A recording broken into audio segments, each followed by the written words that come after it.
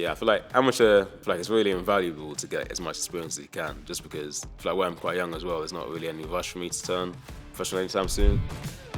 Taking leg kicks, for me, that looks like one of the worst things you could do. In the heat of the moment, the leg kicks aren't that bad, it's just they are cringy to watch. Yeah, I'm guessing the adrenaline just takes Yeah, it just pumps through. Yeah, you don't feel any of it at all, honestly. In a lot of ways, MMA looks a lot more brutal and a lot harder on your gas tank. If you've got someone on top of you, putting their weight on you, and you're trying to get out, it looks pretty hard to recover from some situations. Yeah, I say, people always ask me because they're both like, oh, what's harder, boxing or wrestling? But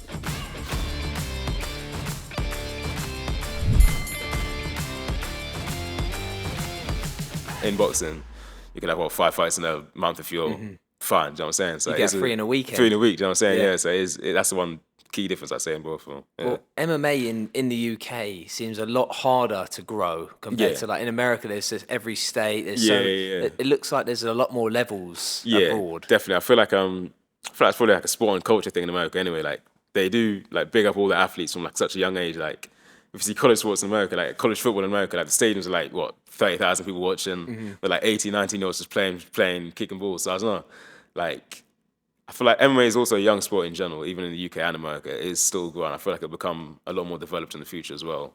But especially in America, like the culture there's just different, and they all wrestle in school since they're like 5, so they're all just freak athletes out there anyway. So MMA is always going to blend in nicely with wrestling, especially. So yeah, it's a lot bigger in America than it is here, but I think it is definitely growing, especially with people like Leon Edwards becoming big, Bisping when he was there as well. So I feel like it's slow growing, but it will grow in the end. Yeah. What made you want to be an MMA fighter? It's a weird one, to be fair. I think because when I boxed, I had four fights in a year and only won one of them. And obviously, when you're a kid, like you want to win them all. So I think I was very dismayed that I'd lost 3. So I was like, I'm not good enough to box. I just sacked off, which was stupid. I should have carried on anyway. But I think I was like maybe a year out of it and got to like college. One of my boys called Jay Alden was at Gym 1 doing MMA. So I thought, if I'm not boxing, I'm just sat there doing nothing basically. Let me just go and see what MMA is like.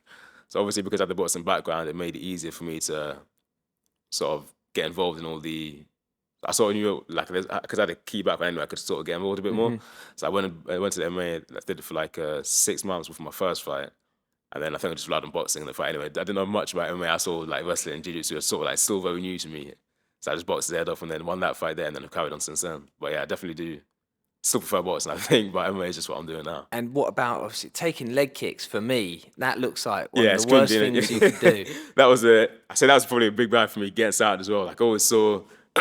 like see them like highlights on YouTube, like leg breaks and stuff like that. Just it cringes me out like horribly. But that's one of the weird ones. Like when you're in the cage or even sparring, like kicking, you don't really feel it in the heat of the moment. That's all. Like it's only if you get like a clean shin on shin connection, you're like like that one hurt. But it's the same as boxing. Like if you're watching boxing newly, you think all the headshots hurt, but you don't really feel any of them. Even in sparring or fight, it's only like after you're like do you know where I am? My head's foggy. But in the heat of the moment, the leg kicks aren't that bad. It's just they are cringy to watch. They're horrible to watch, honestly. Yeah, I'm guessing the adrenaline just takes it just pumps through. Yeah, you don't feel any of it at all, honestly.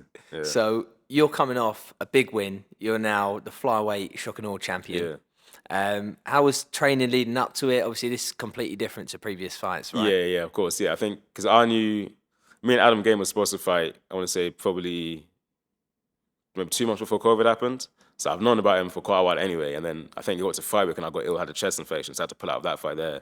So I've always like sort of like followed him anyway, just because like we were supposed to fight at one point, so I sort of like keep an eye on each other. So when this fight came round, we both fought in March when I went out to bantamweight, and he was still fighting at flyweight. He fought the number 1 in the country, a guy called Gary Rooney, and he lost that one. It was a close fight, to be fair. Went all 3 rounds. So I sort of like watched that fight and thought, I wanted to see, how would I compare? And obviously I went upperweight, so I lost that fight going upperweight. It's like, okay, now I need to go back down to my normal weight and see where I'm at then. So when my coach told me, you can fight Adam in October, I was like, yeah, why not? Because we were supposed to fight at one point anyway. But it was never supposed to be for the title in the first place. It was just going to be like a normal amateur fight.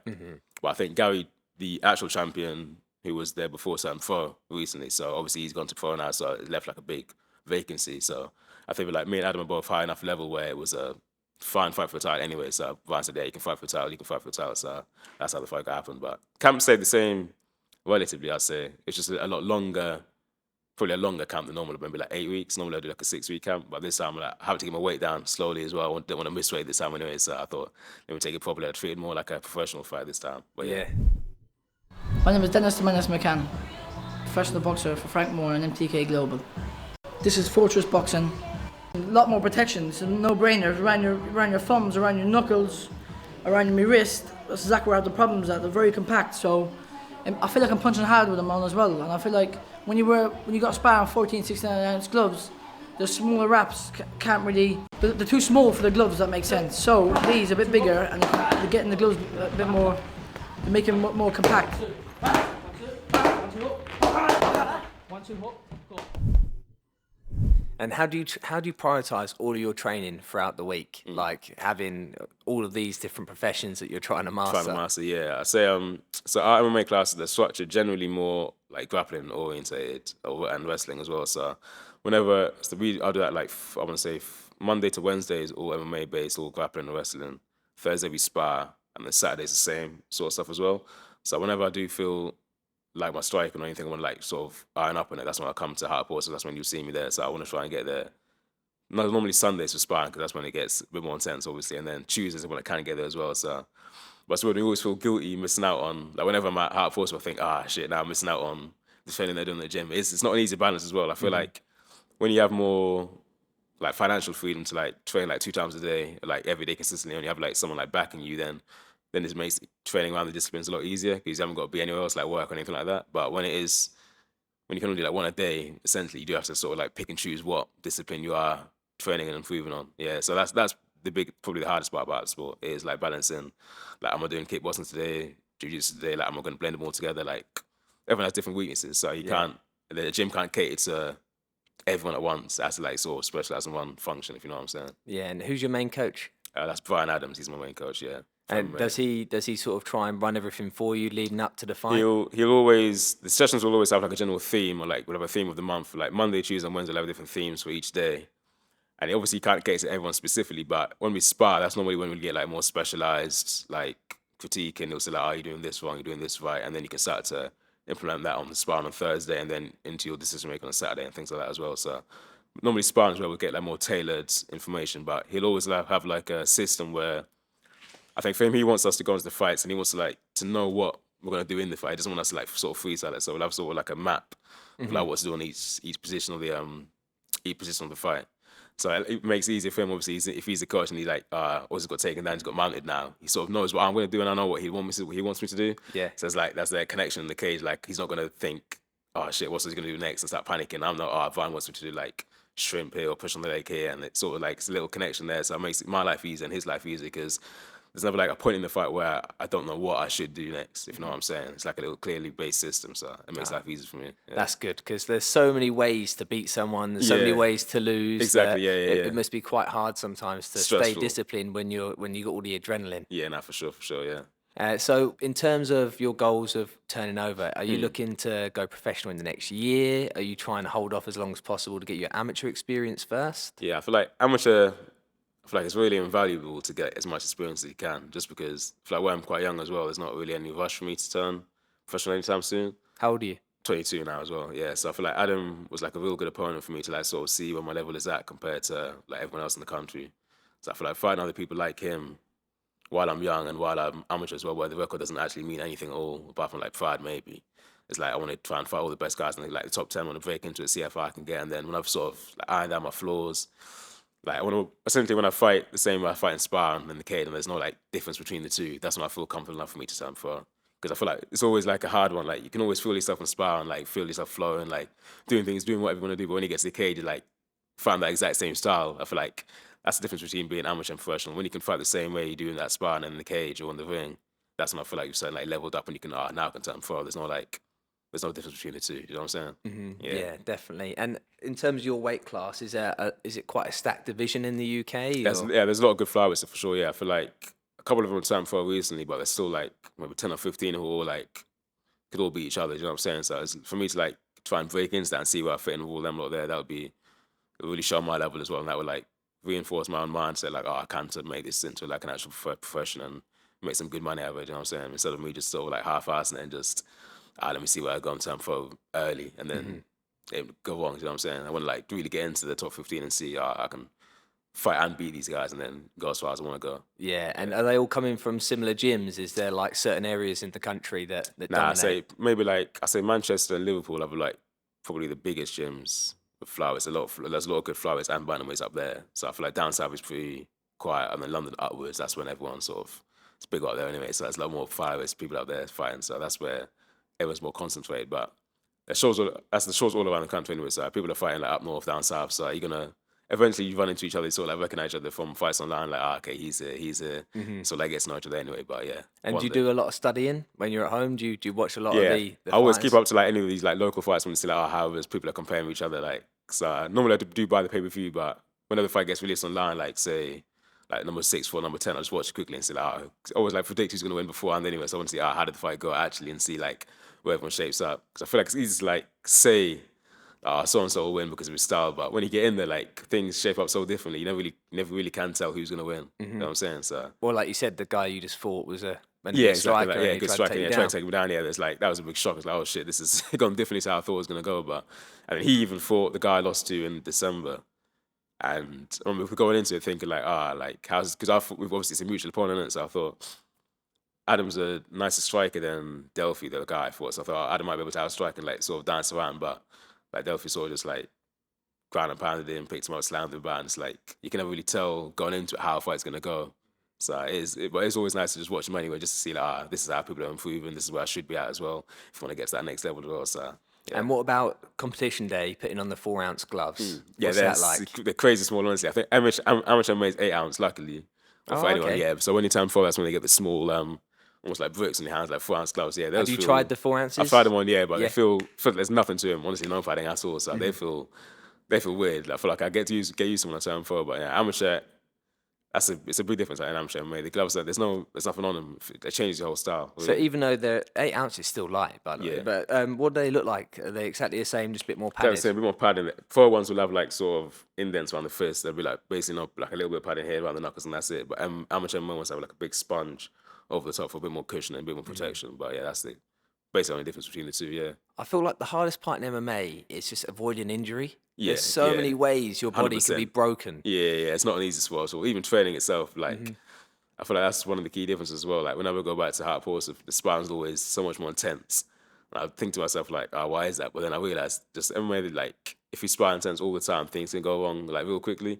But like purely just because of the wrestling, like when you're tired, like go for like lazy trips, or like try pulling people over your own weight, and then like someone slips and like now you're 20 ACL, out for 6 months, out for 8 months, whatever. But MMA boxing, you got a bit more freedom to like sort of hit hard, you know, like you got the head guard on, it's just your head, not just your head, but you be around the long run, you know what I'm saying? But MMA is, it's not easy at all, there's a lot of injuries that can happen, So obviously amateur, MMA, in terms of the UK and other countries, where would you say we are in like the grassroots of the sport? Would you say we're still up there with like the standard of competition? I say, thing is, I feel like every other country has like a very strong base and like what they're good at. Like I say, America have a lot of strong wrestlers just because the wrestling community there is massive anyway. Like other countries like Thailand will have like crazy kickboxers coming up, or like Brazil will have jiu-jitsu as well. So it's like, I feel like we haven't really got a strong base in itself. But as a sport, MMA, like everyone's sort of coming up, doing it all together at once. It's like where we're not specialised in one thing, we're sort of like a general all round. Like the kids there will be learning like from the age of like 6, like jiu-jitsu, kickboxing and boxing. Whereas in other countries they'll be doing like, they might wrestle till they're like 18, then transition to MMA later on. So like, do you think that could be quite detrimental if you're a jack of all trades? Yeah, it can. And I feel not like special in anything. In one sense, yeah. I feel like just because the way the sport is, wrestling is always like, it's always very dominant. Like you can dictate where the fight goes. You can, like if someone's a stronger wrestler, like more time they will win the fight, wedge the fight out. So that's why countries like America or... So wrestling is the main part of MMA in dictating the fight. It's the strongest part in my opinion. Yeah, you can always like, I feel like a strong striker and a strong wrestler, or grappler, even wrestler more so than a grappler actually. To be fair, the wrestler will normally always win just because they dictate where the fight goes. Like if I'm a crazy boxer, for example, and someone can like double leg me whenever he wants, like at some point in the 3 minutes he's gonna catch on to me. I can't like run around forever. Even if I jab his head off forever, like he will get hold of my hand, like get hold of my leg or something, and then from then it's wraps. You know what I'm saying? So it's probably one of the hardest, but it's not like a strong base for any of that in the UK. But then again, it's still like such a young sport. So I feel like as time goes on and more coaches come over here, or like a program develops over here, then it will be. Yeah. Maybe not the same level as other places, but I will definitely develop for sure. And in terms of fitness, like, you're doing 3-minute rounds, right? 3-minute rounds, yeah. So to even go up to 5-minute rounds, if you've got someone on top of you putting their weight on you and you're trying to get out, when you go on to the next round where you got a minute to recover, how are you even going to be explosive again and recover? I think in a lot of ways, MMA looks a lot more brutal and a lot harder on your gas tank. And it looks pretty hard to recover from some situations. I say, people always ask me because they both like, oh, what's harder, boxing or wrestling, but boxing and MMA. But it's always, because I did boxing when I was so young, for me it's a bit hard to compare. Like, I can't really remember how my boxing fights even felt. But the hardest part is, like you said, the wrestling. When someone's like laying on top of you, like dragging you about, like that is like honestly demoralizing. That's why I said wrestling is dominant, because you can completely like sap the will out of someone to fight in like a round if you're laying on top of them, ground and pounding the whole time.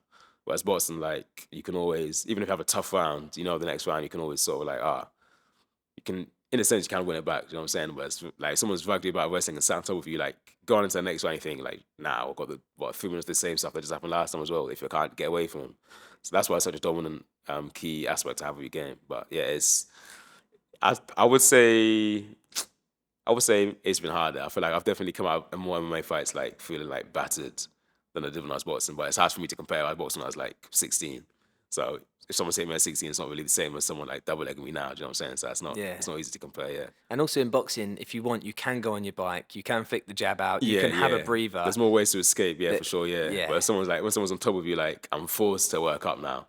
And we're hustling up anyway, it's tiring by itself. So when you get up, you're tired, you haven't really got a break. Then he double legs you again, and you're like, now I'm stuck in the same position before. Whereas, definitely more ways to escape in boxing. Keep yourself protected. And what about jiu-jitsu? Have you took a... What are you purple belt? I'm not even belted at all, to be fair. Nah, I haven't done any gi jiu-jitsu at all, so I've got no belt at all. What's the belting system? It goes white, blue, brown, purple, white, blue, purple, brown, and then black, I believe. I don't. I'm not. Jiu-jitsu is something that I feel like it took a long time for me to get used to it, or like to even enjoy it at first. Because like I said, that feeling of someone like being on top of you and like being stuck. It's such a.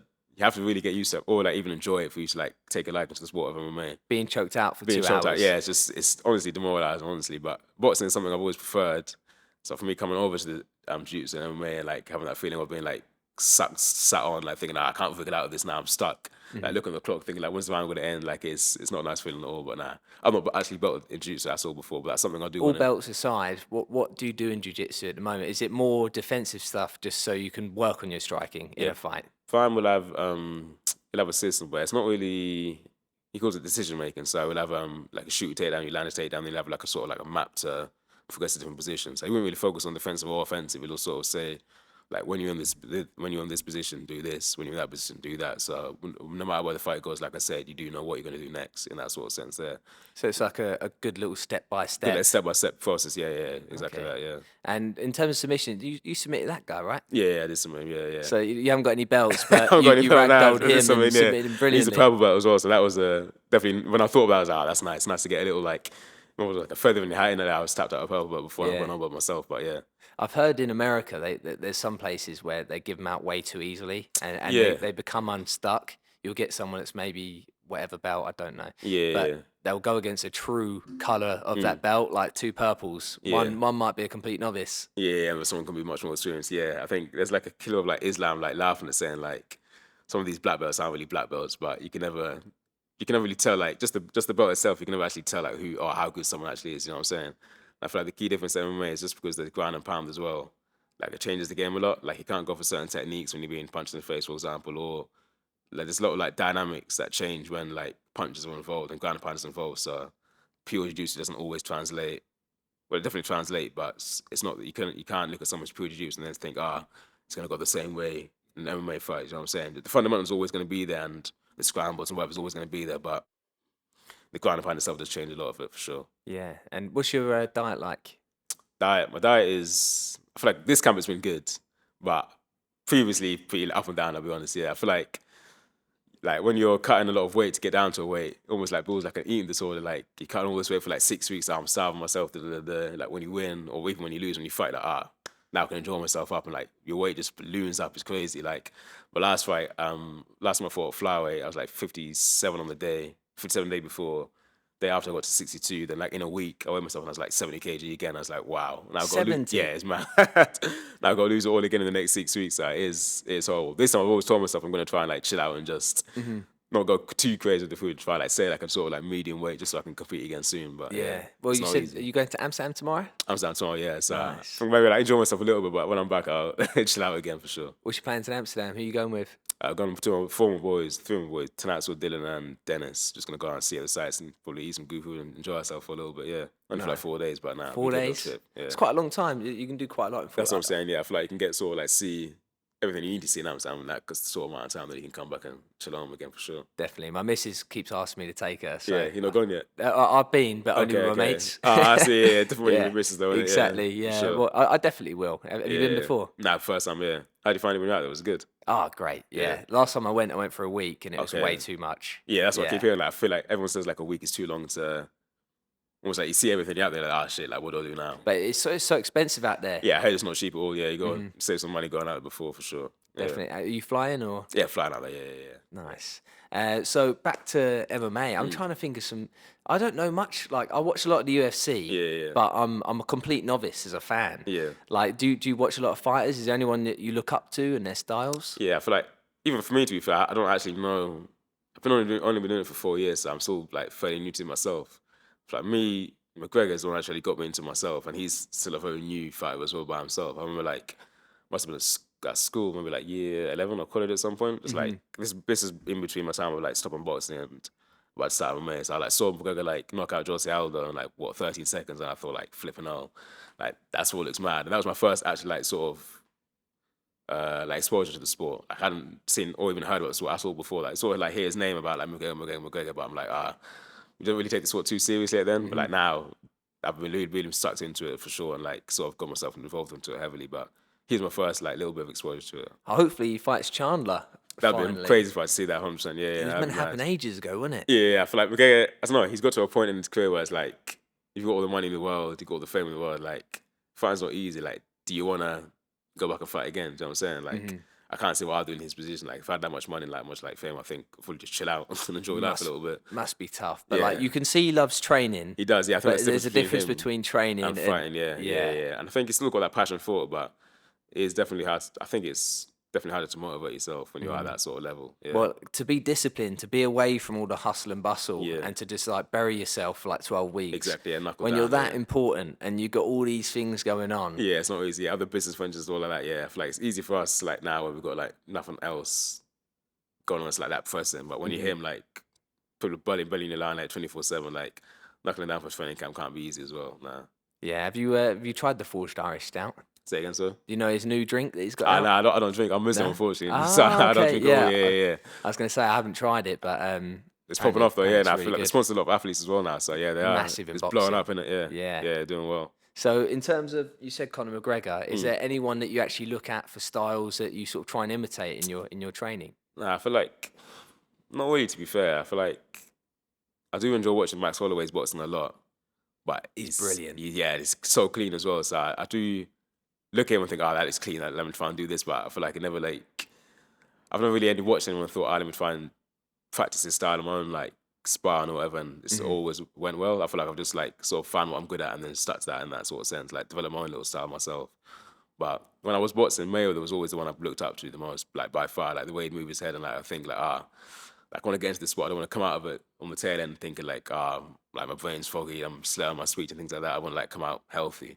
So when I saw the way he was able to do that in his career, that was definitely a big motivator for me to think, like the sport's not too dangerous for me to get into it in the first place. I can get into it, come out safely as well, as long as I move my head and keep my hands up, I'll be all right. Yeah. Definitely. And I do think England, we really lack defence compared to the Americans. But everyone's just a dog over here, just like sort of like knuckle down, ball through and just like tough it out. But you come out the sport like badly, so I think, And in boxing, like the high guard, it doesn't really work as much in MMA, That's the difference as well, yeah. Because the gloves are so small, like you can't really like take punches like, on the gloves and sort of move out of the way. You're forced to move out of the way like completely. Like if someone like hooks me or even head kicks you or whatever, like just putting a hand up, even two hands up, it doesn't always take all the impact away. Yeah. Like I've seen fighters who like put the hand up to block a kick and then like ended like slapping their forearms and things like that. So it's like, the gloves, they're just there to attack, really. There's not much defensive in the way of the defense for them. Whereas like boxing, you can always like cover up against the ropes or like, you're safe if your hands are like tight and glued to you. But in MMA, like even with the colours so small, they can find little gaps through the middle, through the sides. You know, yeah, it's not. You're not safe at all, really, at all, honestly. What was the fight where Max Holloway was like teaching the guy how to? That was Brian Ortega. Oh, yeah. man. He was like piecing up, like sort of held his hands, like put your hand there, Yeah, that was mad to see. Things like that's what makes me like him so much, is because you can like see he's enjoying it in there. Like he's not someone who takes it too seriously from what it looks like. He's just having fun and that sort of flowing, and that's the sort of where I like to fight as well. So that's why I do like watching him and trying to take inspiration from that. When's the big UFC event? Do you know they had 2 dropouts? Yeah, I want to say that's literally next week. Is that? It might or be this week, even is this it Saturday coming. weekend? Yeah. When who pulled out? Paulo Costa pulled out against Hamzat. Now Usman's fighting, and then Oliveira pulled out against Islam, and then Volkanovski's fighting for that as well. Yeah, so that'd be. I feel like probably the pull-out fights are probably better than the actual fights in the first place anyway, which is like a mad thing to even see, yeah. Way better. But I'm looking forward to that one for sure, yeah. Do you ever predict them? Because any time I try and predict an MMA fight, my I get predictions it are wrong. rubbish, yeah. Yeah. I've stopped, yeah. Honestly, I've stopped, yeah. Like, my boys are looking at me like for betting advice. Like, so that's messing me, say, Ozzy, who should I bet on? I'm saying, like, mate, if you ask me to bet, like, use someone else's money. Don't use your own money, because I'm just going to muck out for you. But, yeah, my predictions are rubbish, but... I don't get how, like, you can have, like, an unranked fighter beat, like, the number 3 so easily sometimes. I do get it. But yeah, I feel like just because there's so many, like, aspects of MMA, like, someone, like, the better person might not always win. Better person probably wins anyway, but I'm saying, like, because someone can have a specialty in boxing and kickboxing, and someone can be, like, a stronger grappler, it's just, like, styles can make fights a lot more, I say, in MMA than in boxing, just because... Like, for example, I find wrestling to be more dominant. Like, that will always take over someone's strike. And even someone can look a world-class striker. Even like a mediocre wrestler, and if your takedown defense isn't on point, like now you look almost amateur, just because you've been dragged about for 3 rounds. Yeah. So, yeah, but that's what... It makes it exciting for sure, yeah, because you can't always predict how a fight's going to go, you know what I'm saying? Because boxing's quite predictable. Yeah, like, and that's what I found you as can well, get it down to a round quite easy. Yeah. If I look at my predictions over the year of all the main events, I've spot always on. been pretty close. Yeah. And if you haven't been close, it's only a handful. Whereas in MMA, it's like, it's a lot more predictable. Yeah, for sure. Yeah, my predictions. I feel like speaking to the wrong person because my predictions are rubbish anyway. But I feel like it is hard to actually predict how a fight's gonna go, just because there's so many more aspects to it. But for like boxing, I've always been able to like look at and think like, you can always really tell the bit of boxer is, and like not much changes as well. So you can always like see, this fight's gonna go this way, this fight's gonna go that way. It is a lot easier to predict, I think, as well. Yeah. And where do you see yourself in 5 years' time? I do want to see myself, I think, making at least a living out of it. I think like full-time MMA fighter, full-time, like training twice a day. That's ideally what I want to be at. Yeah, that'd be where I'm comfortable for sure. Would you want to stay in the UK? That's our question. I feel like I could definitely stay in the UK, stay in my own gym for sure. Yeah, I feel like I wouldn't need to. I feel like I believe in my ability to just stay here and knuckle down with my coach and keep progressing as far as I can. I don't feel like I need to necessarily go to like America to do wrestling or to Thailand to do kickboxing or anything like that. But I feel like going out there for different like sort of like mini camps and just like learning and like sort of getting involved in that sort of environment is 100% useful. But I don't feel like there's a need to permanently move out somewhere else and stay there. Do you know what I'm saying? And also, you got where there's champions in the UK. I was at the UFC London, and that's brought enough sort of to happen. No, it's yeah, of course, yeah. You said about Leon Edwards in Birmingham. Yeah, the amount of MMA fighters there are just in Birmingham now. Alone now, yeah, just because of his inspiration now, it's crazy, yeah. But now, I definitely would like to go out to these different countries, just sort of experience and see what like other athletes out there are doing and like how they're shaping out to be as well. I feel like exposure is a big thing. You need to like sort of see what everyone else is doing, just to know like, am I doing things right over here, or is this set up how it should be, and things like that as well. I feel like you can't get too like pigeonholed into your own city or your own like space. You need to like go and explore as well, for sure. Definitely. And I know you earlier said you were Muslim. Do you think that gives you an edge sometimes by having that faith when you are in the cage? Yeah, I feel like the discipline of it is probably the biggest thing. For me, the dieting, like Ramadan, like where we fast like from sunset to sunrise. That's always helped with my dieting anyway. Like I can always afford to be a bit hungry because I know what it feels like anyway. So that's probably a big thing for me as well. But just the discipline of the whole religion itself, I feel like it doesn't make fighting easy, because fighting, as you know yourself, like it's a very discipline-based sport. Like you can't afford to like cheat here or like do little things there if you want to like truly take it far. So Islam's always helped me in that sort of sense as well, and even mentally as well. Like always, like everything's like predetermined. So like whenever I go into a fight, I'm never like too stressed about how the result's gonna go, because I think like it's all written anyway. I can't. Whatever I do is not gonna change anything. As long as I go out there and perform my best, I'm gonna be right regardless. So yeah. Yeah, I see that a lot with people that have faith that are in the ring, or so a bit more stress free. Just think, like whatever happens, it will be. So it can take a load off your mind because like mentally, it's fine stressful, real stressful. So like when you got like a big sort of like basis thing, like it'll be alright regardless. Like it just make your life a lot easier for sure. And in terms of your support base for when you turn pro, I'm guessing you've already got a great fan base anyway, haven't you? Yeah, for sure. Yeah, I feel like it's gonna keep going as well. Hopefully, when I see like keep winning as well, so more people come to my shows, keep watching. So yeah, I feel like that's another difference as well. Like MMA, like I know boxing, like you have to sell tickets. Like it would get to these like pro shows where MMA can get sounds like contracts stuff like that. So it's not on you as much to sell. Obviously, still got to sell tickets. You have to be a draw in any sort of individual sport, but. Yeah, some of the stories I hear about boxing, like you got to like 100 tickets, like even like 70 films to the door. I'm thinking like, that's mad to me. But I think I'm a bit guilty of just sort of like just fighting and not pushing my social media and stuff like that. But that's something I'm gonna have to like improve on for sure. Well, it's been a pleasure having you on. Is there anyone that you want to say thank you to or shout out? Obviously everyone at my gym who've done. I do have a sponsor for Pipe Performance as well. Who've done all my strength and conditioning. Got a big shout out to Elliot Hoy, who's a former professional fighter for my gym as well. He's moved out to Dubai. He's like helped me a lot ever since I walked in the gym. Like. Not just like training wise as well, just like mentally how to approach fights, like how to even speak to myself, things like that as well. He's been such like a massive difference in me fighting as well. So I honestly can't say enough words about him. But obviously, when my boys came to watch my fight as well, they all know I love them as well. Like tickets aren't cheap, so them coming to watch me as well is by itself was such a big pleasure by itself as well. Yeah, but just them love, of course. And my mum, of course, but she always knows I love her. So brilliant. It's been a pleasure having you on, mate. I wish you all the best. Thank you, man. Appreciate it. Love.